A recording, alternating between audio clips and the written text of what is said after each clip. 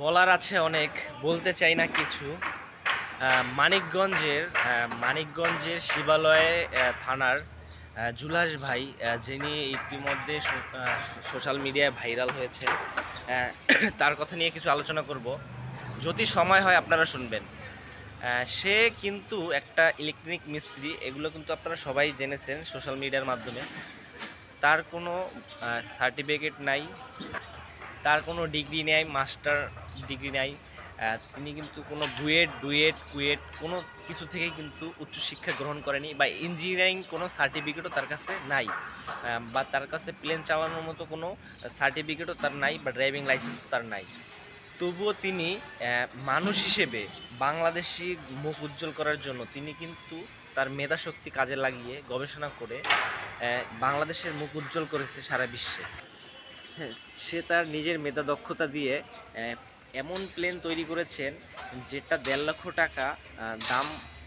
সে খরচ করেছেন 1.5 লক্ষ টাকা দাম আসবে, আর 1 লিটার তেলে প্রায় 70-80 কিলোমিটার চলবে। তো দেখেন মানুষের মেধা কতটা কাজে লাগিয়ে উপরে ওঠা যায়। লেখাপড়া হোক আর যাই হোক, সেটা কোনো বড় বিষয় না, তার মেধাটাকেই প্রাধান্য দিতে হবে। এখন অনেকেই বলবে যে সে তো লেখাপড়া করে নাই, তার তো কোনো সার্টিফিকেট নাই, সে তো কোনো ডিগ্রি নেয় নাই, তার বুয়েট থেকে কোনো ইঞ্জিনিয়ারিং পাশ করে নাই, কুয়েট থেকে পাশ করে নাই, বুয়েট থেকে ইঞ্জিনিয়ারিং পাশের কোনো সার্টিফিকেট নাই। সেইটা নিয়ে তো বসে থাকলে তো বাংলাদেশ পিছিয়ে থাকবে ভাই। সে মেধা দিয়ে যে জিনিসটা তৈরি করেছে সেটার ওকে প্রাধান্য দিন। সে শিক্ষিত নাকি সেটা নিয়ে প্রাধান্য দিয়ে লাভ নেই।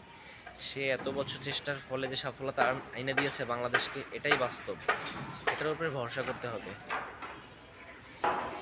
সর্বোপরি তাকে সালাম জানাই, শ্রদ্ধা জানাই জুলাস ভাইকে, যিনি বাংলাদেশকে পুরো রিপ্রেজেন্টেশন করেছেন সারা বিশ্বে।